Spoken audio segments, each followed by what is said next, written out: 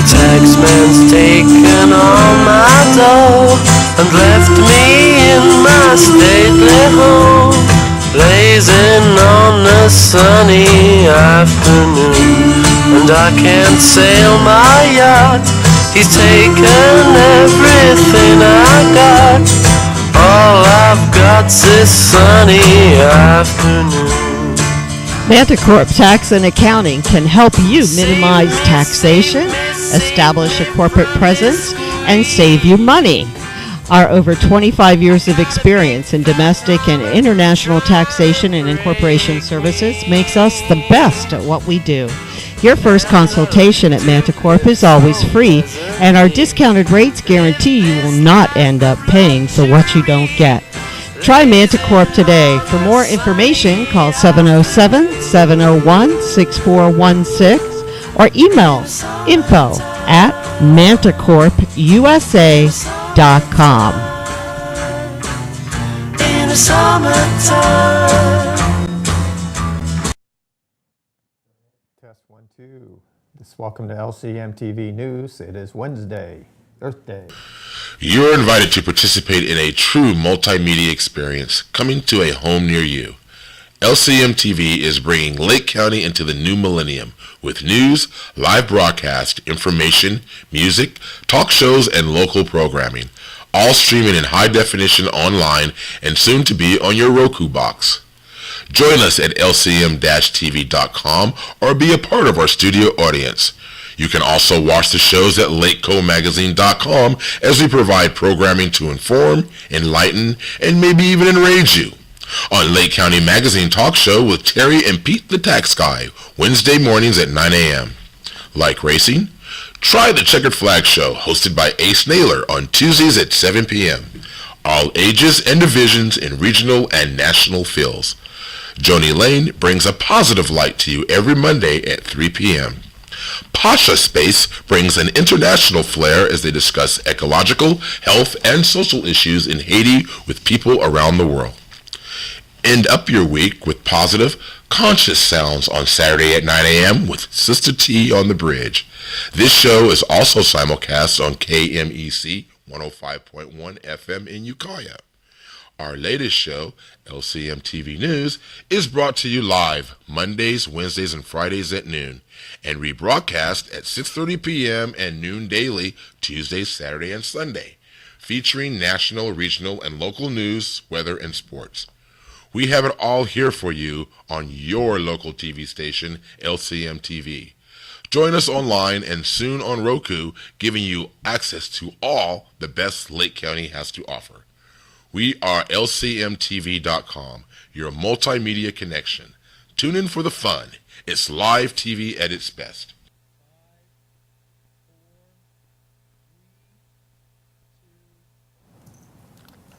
Welcome to LCM TV News. I'm your host, Pete Schiffman, and happy Earth Day, folks. On the national front, an Egyptian criminal court on Tuesday sentenced ousted Islamic President Mohamed Morsi to 20 years in prison on charges linked to the killing of protesters in 2012. The conviction, which can be appealed, and the muted Islamist reaction following it underscored the dramatic downfall of Morsi, 63, and the leader of Egypt's once powerful Muslim Brotherhood. However, Morsi escaped receiving a death sentence in this case, which Islamists derided as a farce. European leaders were confronted on Monday with the humanitarian crisis in the Mediterranean, as estimates that as many as 900 migrants may have died off the Libyan coast this weekend prompted calls for a new approach to the surging number of refugees crossing from Africa and the Middle East. Even as efforts continued to collect the bodies from the sinking ship of Libya late Sunday and early Sunday, only 28 survivors have been found. Italian rescue ships responded to new distress calls from other vessels. A second migrant ship crashed near the Greek island of Rhodes, underscoring the relentless flow of people fleeing poverty, persecution, and the war. The aircraft carrier Theodore Roosevelt and a guided missile cruiser were headed to the waters off Yemen on Monday to join 10 other American warships as a warning to Iran about its shipments of weapons to rebels there, American officials said. The Obama administration cast the deployment primarily as a show of force, but acknowledged that the flotilla could be used to interdict any supplies of Iranian arms to the Houthi rebels.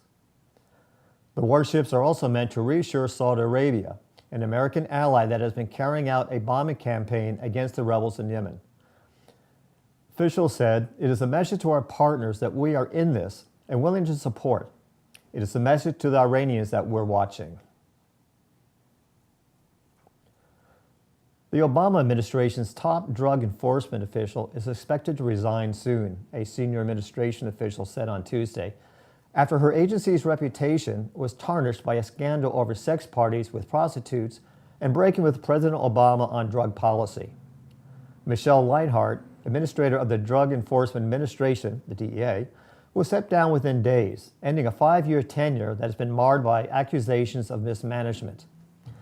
The official spoke on the condition of anonymity, in divulging the planned resignation in advance of an announcement. Ms. Linehardt's expected departure follows a hearing last week in which lawmakers on the House Oversight Committee expressed outrage about her handling of reports that DEA agents stationed in Colombia participated in sex parties with prostitutes paid by drug cartels. 6 police officers have been suspended, and officials said Monday that they were changing police procedures as they investigated the death of Freddie Gray, a 25-year-old black man who received a severed spinal cord after being chased and tackled by officers. With the city on edge after days of protests that continued Monday evening, Mayor Stephanie Rawlings Blake and Police Commissioner Anthony W. Batts appeared at a news conference to appeal for continued calm. Mr. Batts said the police department would wrap up its inquiry on May 1st, though investigators said they still did not understand precisely how or when Mr. Gray was injured. More than a week after General Electric announced that it would sell most of its finance arm, the industrial conglomerate is now in early talks with Wells Fargo over the potential sale of its entire $74 billion commercial lending and leasing portfolio in the United States, according to Reuters, citing a source familiar with the situation. TPG-led private equity group investors agreed to buy Cirque du Soleil for $1.5 million Canadian dollars, a purchase that will pave the way for the company to expand into China. Concerned about identity theft, most private health insurance companies have stopped using Social Security numbers to identify people. The federal government even forbids private insurers to use those numbers on insurance cards when providing medical or drug benefits with Medicare. However, Medicare itself has continued the practice, imprinting Social Security numbers on more than 50 million benefit cards, despite years of warnings from the government watchdogs that it placed millions of people at risk for financial loss from identity theft. President Obama signed a bill last week that will end the use of those numbers on Medicare cards. Congress provided $320 million over 4 years to pay for the change. The money will come from Medicare trust funds that are financed with payroll and other taxes and with beneficiary premiums.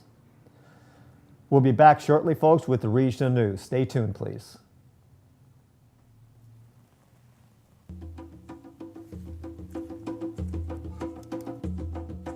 SSS Multimedia is sending you smoke signals, providing their clients with the ultimate communication and multimedia marketing, distribution, production, and web-based services. They feature high-def video equipment and quality audio sound. SSS is your multimedia source, from graphics for business cards to television production, radio, live sound, and everything in between. SSS is sending you smoke signals. Get your message out with SSS Multimedia. For more information, call 707-701-6416 or email info@sssmultimedia.com.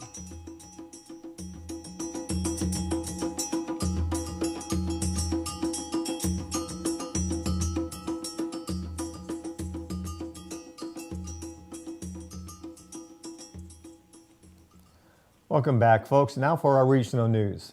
A California appeals court dealt a setback Monday to one of the main tools drought regulators want to use to force reductions in urban water use, saying a tiered pricing plan in the Orange County city of San Juan Capistrano that charged higher rates for big water consumers violated a voter-passed amendment to the state constitution. The appeals court said that the four-tiered pricing plan was in violation of Proposition 218, an initiative overwhelmingly passed by California voters in 1996 that prohibits government agencies from charging more for services than their actual cost. The 4th District Court of Appeal in Orange County, upholding a part of the lower court ruling, said that San Juan Capistrano had failed to show a connection between the cost it was charging consumers and how much it paid to obtain and distribute the water. But the appeals court sent the case back to the Orange County Superior Court judge, saying that this kind of pricing structure, known as conservation pricing, was acceptable if the water agency can show such a connection. It said that San Juan Capistrano's water agency, known as City Water, had failed to do so and invited it to try again. After Monday's ruling, Governor Brown issued a statement criticizing the court's ruling. The practical effect of the court's decision is to put a straitjacket on local government at a time when maximum flexibility is needed. My policy is, and will continue to be, employ every method possible to ensure water is conserved across California. Fresno County officials are disputing statements from PG&E that digging by a front-loader operator at a sheriff's gun range on Friday afternoon breached a natural gas line, touching off a blast and fire. 13 people were hurt in the incident, several critically. The fire shut down Highway 99 at the northern edge of Fresno for more than 2 hours and damaged a nearby rail line. Over the weekend, PG&E said the explosion and fire were touched off when workers at the gun range apparently struck a 12-inch gas pipeline at the site. The utility described the episode as a result of a dig-in. But Monday, Fresno County Sheriff Margaret Mims told the Fresno Bee that no digging was going on when the blast occurred. Mims said the operator was using the front loader's bucket to spread piles of soil along the berm that captures bullets from the shooting range. She added that the loader is not a digging piece of equipment. We have no one saying anything was dug up or struck or nicked. That will be determined by the end of the investigation, said Mims. A statement released Tuesday by the sheriff's office adds, contrary to published reports, there are no witnesses reporting that digging or excavating was taking place at the time of the explosion. The operator was using the loader's bucket to spread piles of soil. As the loader was driving on the dirt road, a gas line ruptured and a fire was ignited near Range 6. The flames from the fire extended approximately 100 feet into the sky. The cause is unknown at this time. Marine mammal specialists descended on the Mendocino coast over the weekend to evaluate and collect specimens of a rare stranding of a 26-foot-long killer whale found dead Saturday on a beach north of Fort Bragg. The male orca is the third mammal to become stranded along the Northern California coast in less than a week. The others were a common dolphin, found dying earlier last week on a beach in San Gregorio, and a sperm whale that washed ashore in Pacifica. The cause of the sperm whale's death cannot be determined, and the reason behind the death of the dolphin is pending a necropsy. But neither bore signs of trauma, such as being struck by a boat. It's also not yet known what killed the orca, but it's apparently unrelated to the epidemic of dead and dying sea lions being found along the California coast. Bob St. Clair, the Hall of Fame 49er offensive tackle, who was feared on the field and loved off it, died Monday at the Santa Rosa Memorial Hospital, surrounded by family and friends. St. Clair, who grew up in San Francisco, but for decades called Sonoma County home, suffered complications from a broken hip he sustained at home February 24th. Sonoma County, which last year gained national attention for soaring apartment rents, is now getting a reputation as one of the hottest housing markets in the United States. The county ranked 5th among metropolitan areas based upon views of property listings in comparison to the number of such listings on Realtor.com website in March. Among 200 housing markets, the only 4 communities that ranked higher than Sonoma were Waco, Texas, New Orleans, Louisiana, Ann Arbor, Michigan, and Denver, Colorado. The county, often referred to as the Santa Rosa metro area, also ranked third among communities based upon how quickly properties were selling. Once again, folks, we'll be right back for our local news after this break.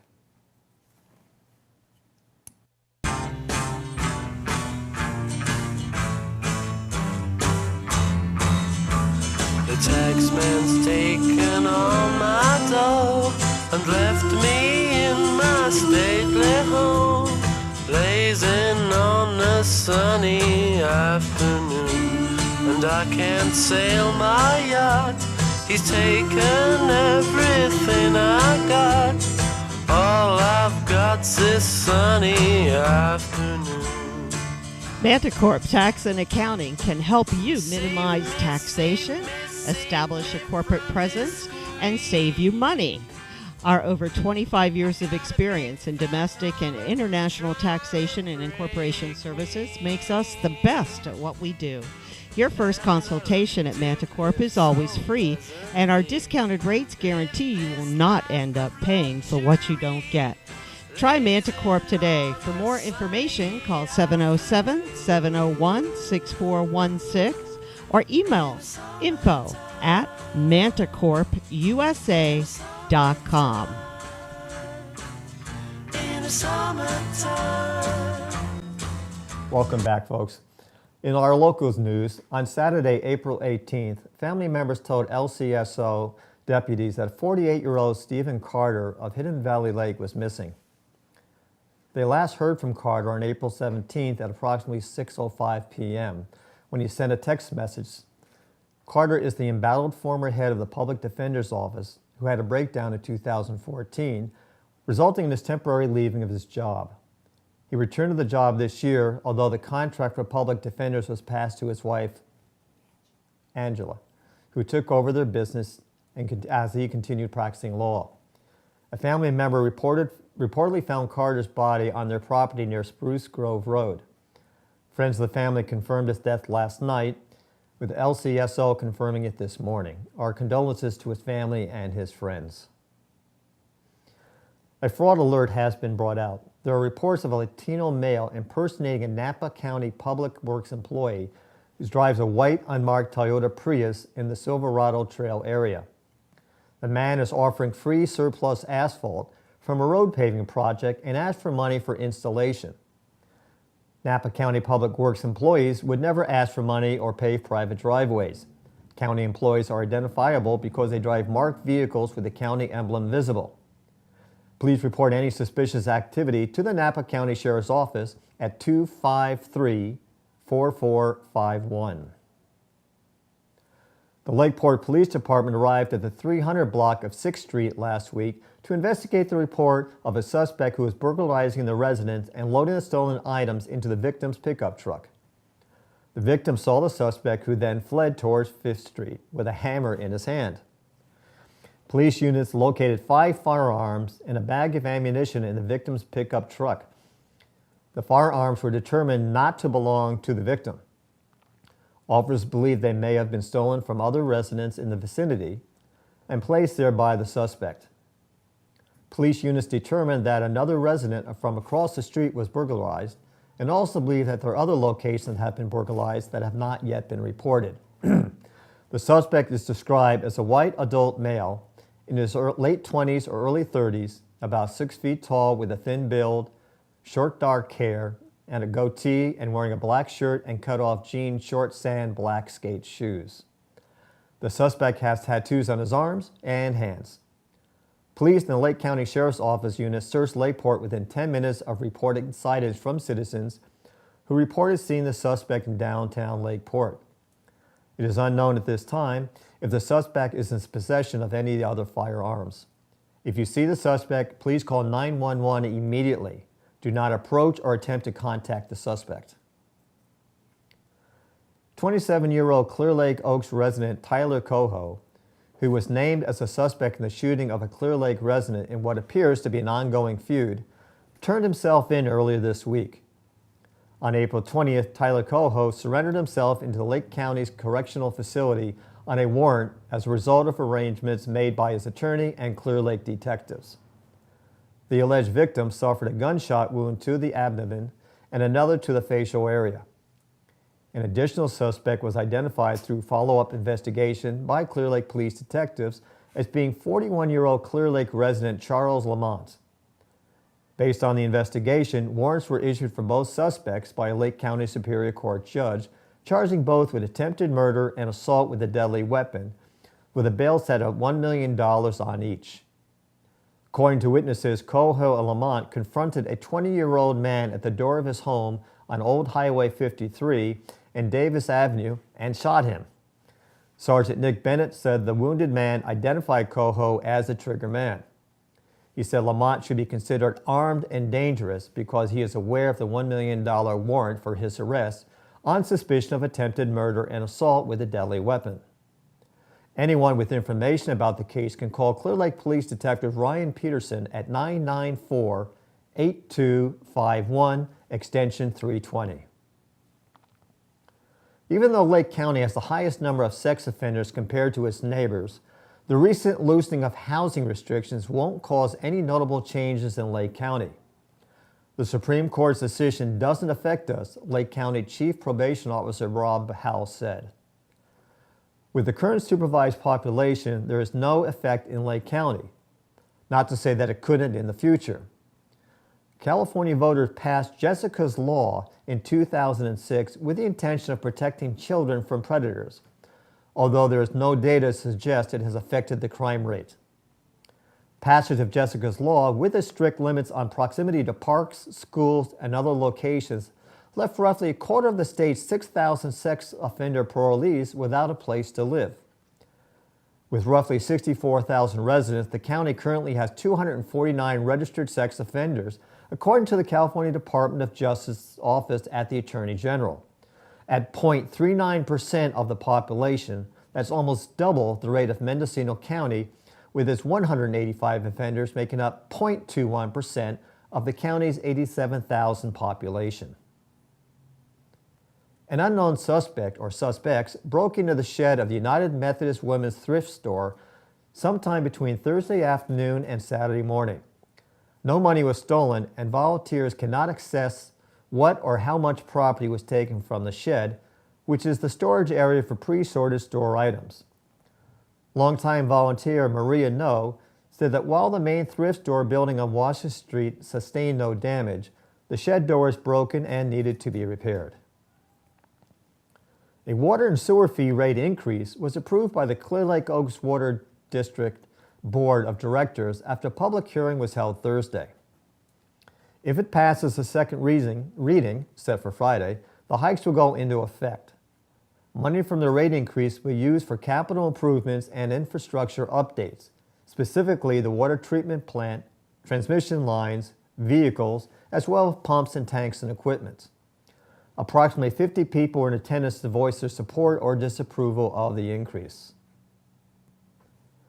The Lake County Board of Supervisors met yesterday after a one-week hiatus on their 2015 schedule of 3 meetings a week.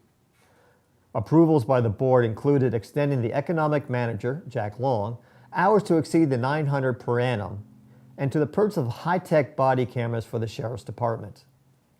Larry Anderson, during public comment, once again appealed to the Board of Supervisors to have the Recorder's Office conduct an audit regarding the robo-signing and fraudulent signature on loan documents and deeds of trust. In addition, he stated that once again his own home is now in foreclosure for the 6th time. So far, foreclosure proceedings has never been completed, as Mr. Anderson has demanded proof of title, which the lender has yet to produce. As a footnote, if everyone is in or about to go into foreclosure, you may have recourse by contacting your lender and asking to see the note and the chain of title. The board also discussed a request by Supervisor Farrington to write and approve a letter supporting the Trans-Pacific Partnership. President Obama has requested this to be fast-tracked, meaning he has the sole authority to negotiate the treaty. When presented to Congress, they can only say yay or nay and cannot propose any amendments. After detailed comments from Phil Murphy at the public comment portion of the discussion, and as Farrington was absent from the meeting, the board decided to postpone the discussion and the vote to a later date. U.S. Representative Mike Thompson will be a guest reader at the Lakeport Library's 3 p.m. free story time for children on Friday. Thompson volunteered to read to the children in recognition of National Library Week. The 13th annual Ukiah Haiku Festival will take place at 2 p.m. on Sunday, April 26th, at the Space Theater on the corner of Perkins and Dora Streets in Ukiah. An annual tradition now in its 13th year, the festival is a celebration and competition devoted to the haiku form of poetry. Flute player Ron Nadeau will open the event performing while clothed in traditional Japanese wear. Then, winning authors of all ages will read their poems before the audience. A reception with refreshments will take place at 3 p.m. This year, entries to the Ukiah Haiku Festival totaled close to 2,000 and were spread out over 10 categories for children, youth, and adults. The Jane Reichhold International Prize, named after the internationally recognized haiku expert living in Mendocino County, drew entrants from 18 states and 31 countries. The other 9 categories were reserved for residents of Mendocino, Humboldt, Lake, and Sonoma counties, and had entries from more than 26 schools.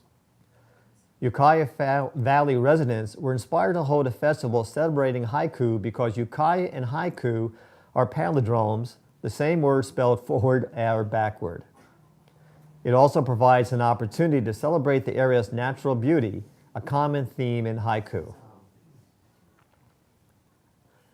Lower Lake High and Konocti School District present the play Cinderella this weekend. Come watch this fairy tale at Lower Lake High School in the multi-purpose rooms at 7:30 p.m. on Friday, April 24th, and Saturday, April 25th, or at the final 2 p.m. showing on Sunday, April 26th. Tickets are $10 for students, $11 for senior citizens, and $12 for adults. The who's who of Lake County danced their way across the Soparis Theater stage in elaborate costumes, heavy makeup, and a colorful wig for the 6th annual Celebrity Lip Sync last weekend. The performers, 3 in total, featured a number of well-known artists from Elton John to Shirley Temple to Paula Abdul, at least on recordings.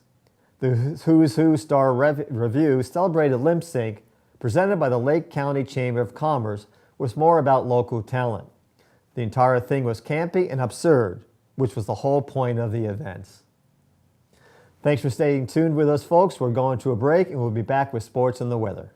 Stay tuned.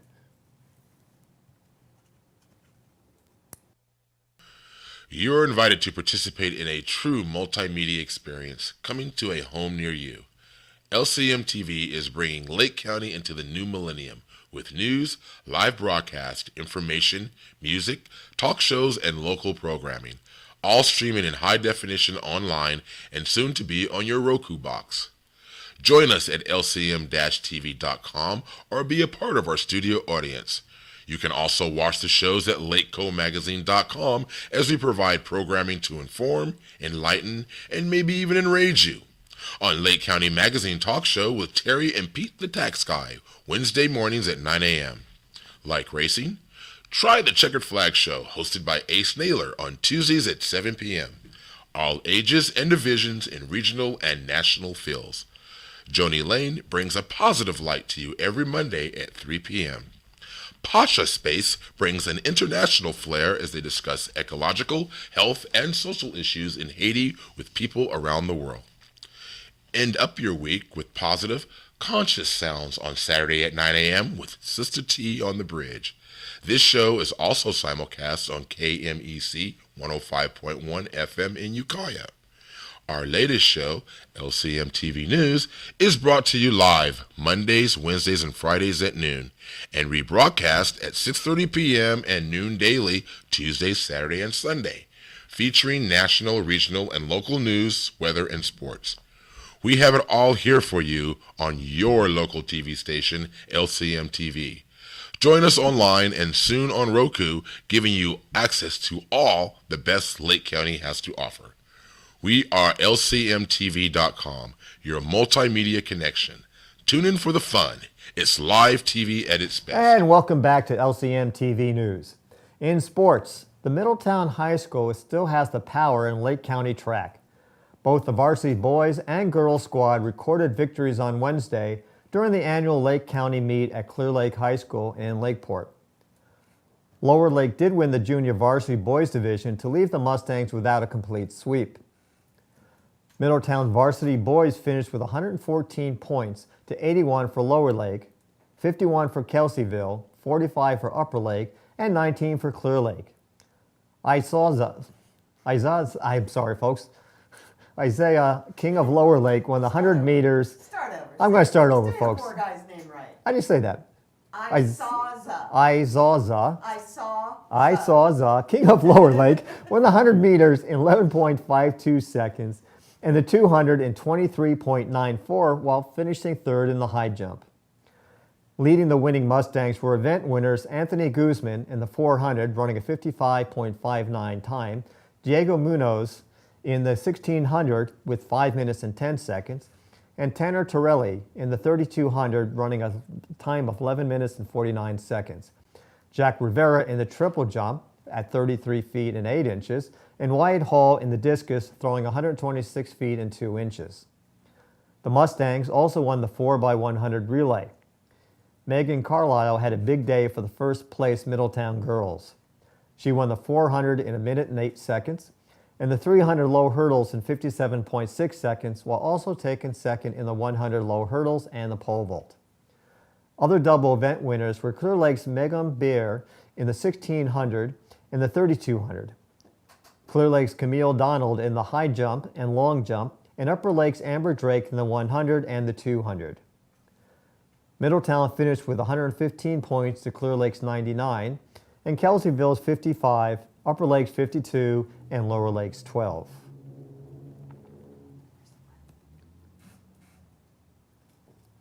In our weather, we've had a beautiful weekend and nice high temperatures in the 70s to the 80s. Tonight and tomorrow we have about a 30% chance of rain with isolated showers.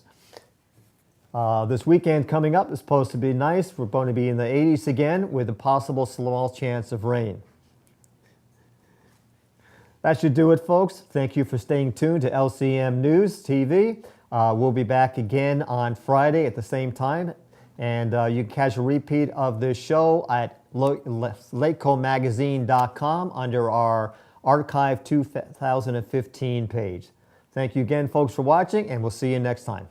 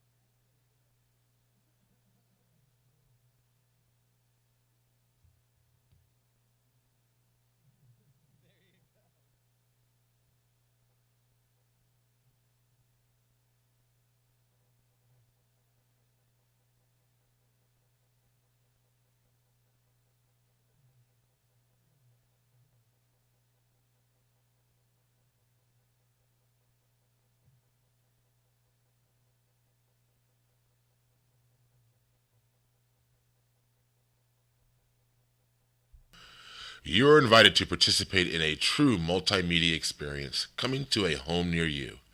LCM TV is bringing Lake County into the new millennium with news, live broadcast, information, music, talk shows, and local programming, all streaming in high definition online and soon to be on your Roku box. Join us at lcm-tv.com or be a part of our studio audience. You can also watch the shows at LakeCoMagazine.com as we provide programming to inform, enlighten, and maybe even enrage you. On Lake County Magazine Talk Show with Terry and Pete the Tax Guy, Wednesday mornings at 9 a.m. Like racing? Try the Checkered Flag Show, hosted by Ace Naylor on Tuesdays at 7 p.m. All ages and divisions in regional and national fields. Joni Lane brings a positive light to you every Monday at 3 p.m.